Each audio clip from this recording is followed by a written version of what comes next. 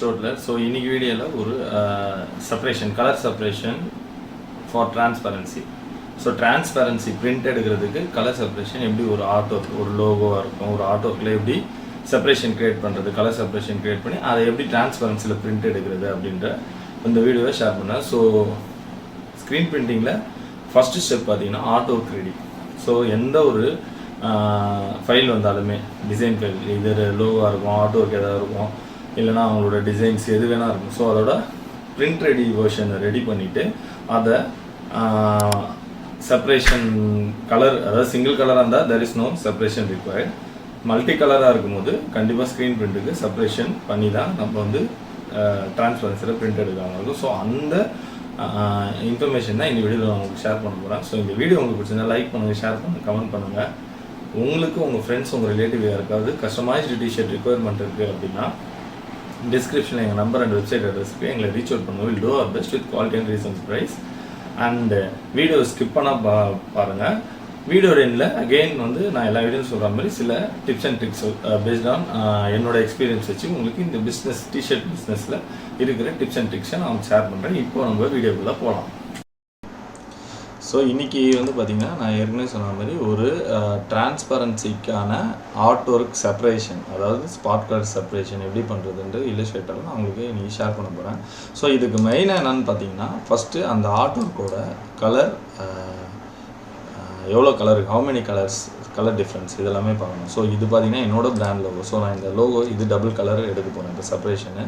So இதை எடுத்து ஒரு நியூ டாக்குமெண்ட்டில் நான் போட்டுக்கிறேன். ஸோ ஒரு நியூ டாக்குமெண்ட்டில் நான் என்னோடய லோகோ போட்டுட்டேன். ஸோ போட்டோன்னு ஃபஸ்ட்டு என்ன பண்ணணும்னா கலரோட அதாவது இந்த லோகோவோட ரீசைஸ் பண்ணணும். ஸோ பிரிண்ட்டுக்கு ஏற்ற சைஸுக்கு ரீசைஸ் பண்ணணும். ஸோ செஸ்ட்டுக்கு நான் சொன்ன மாதிரி வித் 3.5 ப்ரொபோஷனேட் பண்ணிக்கணும். அண்டு வேறு ஏதாவது அதாவது பேக் சைடாக இருந்தால் 10 இன்ச்சஸ் வந்து வித் இருக்கும். ஸோ இதுதான் வந்து நாங்கள் ரெகுலராக ஃபாலோ பண்ணுறது. ஸோ ஹைட் ஆர் வித்தோட ப்ரொபோஷனேட்டை அங்கே ஷேர் பண்ணிப்போம். ஸோ இதுதான் எங்களோட ஒர்க்கிங் ஸ்டைல், சரிங்களா? ஸோ உங்களுக்கு எப்படியோ அதுக்கேற்ற மாதிரி நீங்கள் ரீசைஸ் பண்ணிக்கலாம். ஸோ செப்பரேஷன் இல்லஸ்ட்ரேட்டரில் பண்ணணும்னா ஸோ நான் வந்து familiar in illustrator and Photoshop and design, சரிங்களா? ஸோ அதனால் கோரல்ட்ரால பண்ணுறதுக்கு ஆப்ஷன் இருந்தால் ஸோ கோரல்ட்ரால பண்ணிக்கலாம், சரிங்களா? பட் எதுக்காக இல்லஸ்ட்ரேட்டர் எடுக்கிறேன் அப்படின்றது பார்த்தீங்கன்னா பிரிண்டிங் ரிலேட்டட் பார்த்தீங்கன்னா அடோபி வந்து எல்லாமே வந்து கன்வீனியண்ட்டாக வச்சுருப்பாங்க. ஸோ அதனால் வந்து எப்போயுமே வந்து நான் ஒர்க் பண்ணது எல்லாமே பார்த்திங்கன்னா கிளைண்ட்ஸ் எல்லாமே யூஎஸ் அண்ட் அடோபி பேஸ்டு தான் எல்லாமே ப்ராடக்ட்ஸ் எல்லாமே இருக்கும். ஸோ அதனால் இந்த வீடியோவில் எல்லாமே அடோபி இல்லஸ்ட்ரேட்டரோட ஸ்பாட் கலர் செப்பரேஷன் பண்ணுறேன்.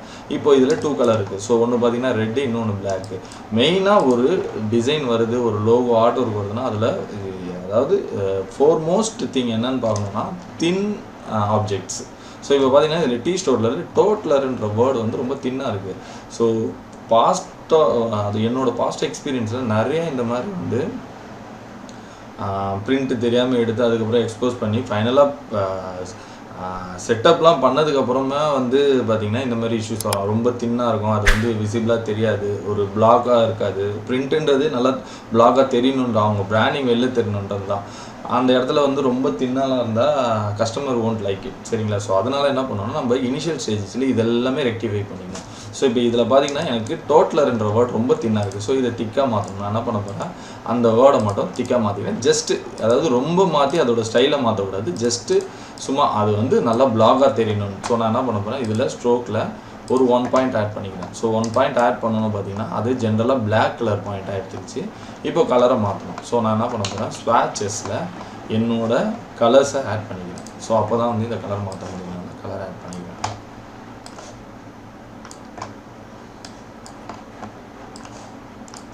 ஸோ கலரை இங்கே ஸ்ட்ரோக்கு ஃப்ரண்ட்டில் வச்சு என் கலரை பார்த்துட்டேன். இப்போது எனக்கு கலர் ஒன்றாயிடுச்சு. ஸோ நெக்ஸ்ட்டு வந்து பார்த்திங்கன்னா இப்போது இதுலேருந்து ஸ்பாட் செப்பரேஷன் பண்ண போகிறேன், சரிங்களா? அதுக்கு முன்னாடி செலக்ட் பண்ணி இந்த டெக்ஸ்டெல்லாம் செலக்ட் பண்ணி இதுக்கு ஏதாவது ஸ்ட்ரோக்கு ஃபில்லு இந்த மாதிரி ஏதாவது இருந்ததுன்னா அதெல்லாம் எக்ஸ்பேண்டில் போய் மாற்றிக்கணும். ஸோ இப்போ மாற்றிட்டேன்.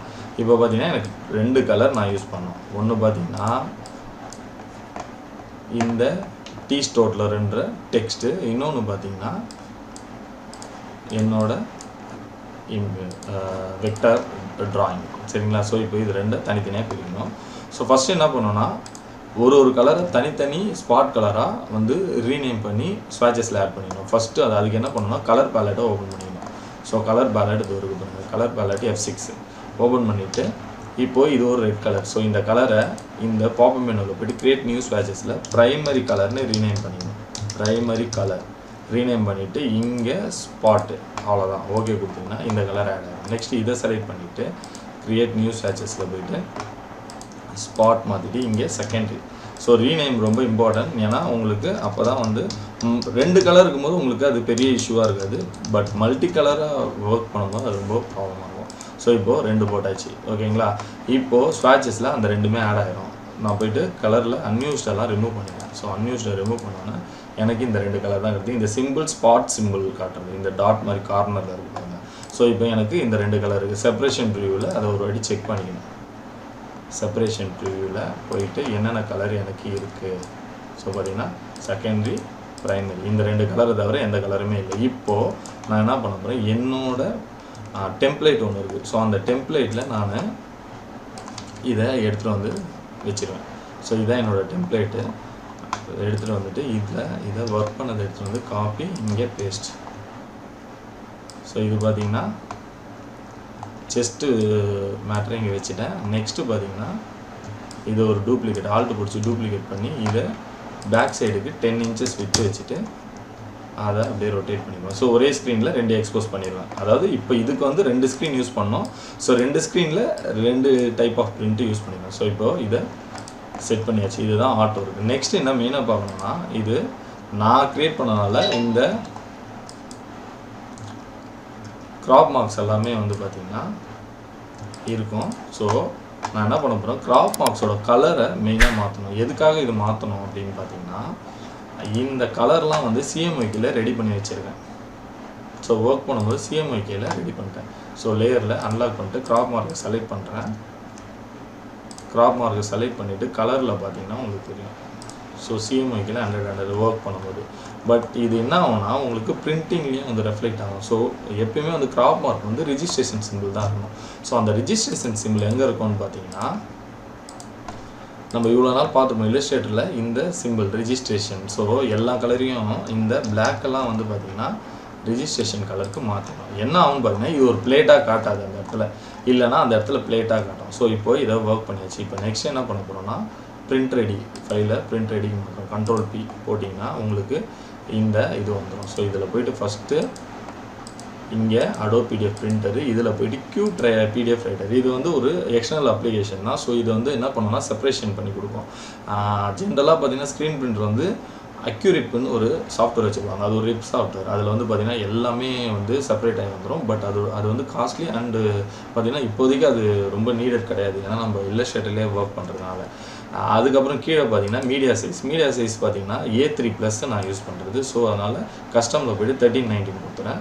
இங்கே ஃபிட் டு பேஜ் கொடுத்துட்டேன். அவ்வளோதான். அதுக்கப்புறம் பார்த்தீங்கன்னா அவுட்புட்டில் இங்கே தான் விஷயமே இருக்குது. ஸோ இங்கே போய்ட்டு செப்பரேஷன் ஹோஸ்ட் பேஸ்டு. ஏன்னா ஹோஸ்ட் பேஸ்னால் நம்ம ஒரு எக்ஸ்டர்னலில் யூஸ் பண்ணுறோம். அண்ட் இங்கே பார்த்தீங்கன்னா நம்ம அந்த இது மாற்றலை அப்படின்னா, நம்ம அந்த கலரை வந்து ரிஜிஸ்ட்ரேஷன் கலராக மாற்றாமல் CMYK வச்சுருந்தோன்னா இங்கே CMYK பிளேட் காட்டிக்கும். ஸோ இப்போ இதில் தெரியுது பாருங்கள், இந்த செகண்டரி ப்ரைமரி கலர் மட்டும்தான் பிரிண்ட் ஆகும், மற்ற எந்த கலருமே பிரிண்ட் ஆகாது. ஸோ பாசிட்டிவ் ஃபிலிம் பாசிட்டிவில் நம்ம எடுக்கிறதுனால பாசிட்டிவ் என்ன ஆகும்னா, இந்த கலர்லாம் பிளாக்காக நம்மளுக்கு PDF வந்துடும். சரிங்களா? ஸோ அதை தவிர இதில் பார்த்தீங்கன்னா வேறு எதுவும் கிடையாது. அட்வான்ஸில் இதை ஹை மாற்றிக்கிறேன். அவ்வளோதான். இப்போது பிரிண்ட்டு கொடுக்க போகிறேன். ஸோ இது சேவ் எங்கே சேவ் பண்ணேன்னு கேட்குது. நான் இங்கே போயிட்டு கலர் செப்பரேஷன் கொடுக்குறேன்.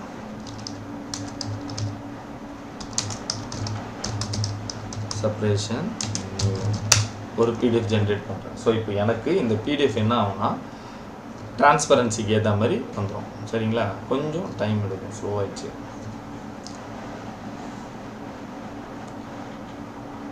ஸோ பிரிண்ட் ஆகிடுச்சு.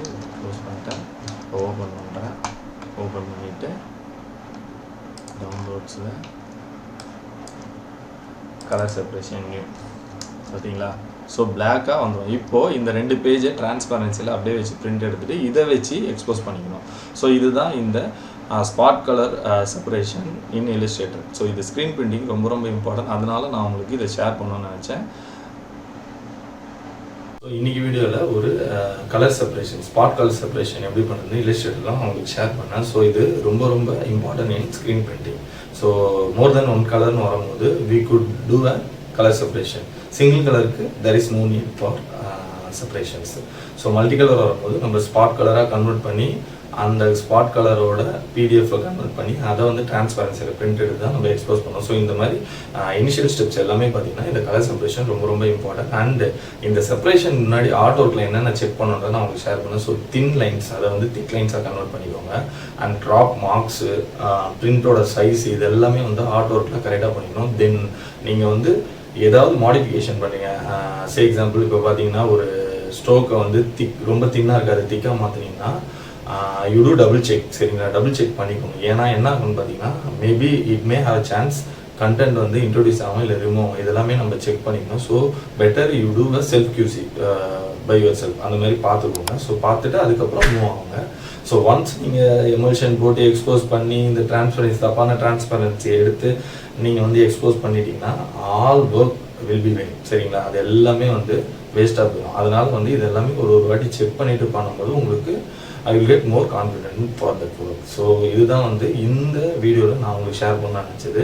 ஸோ ஃபியூச்சர் வீடியோஸில் உங்களுக்கு இந்த ஸ்க்ரீன் பிரிண்டிங்கோட எல்லா டிப்ஸ் அண்ட் ட்ரிக்ஸ் எல்லாமே, இந்த பிஸ்னஸை பற்றி எல்லாமே நான் உங்களுக்கு ஷேர் பண்ணுறேன்.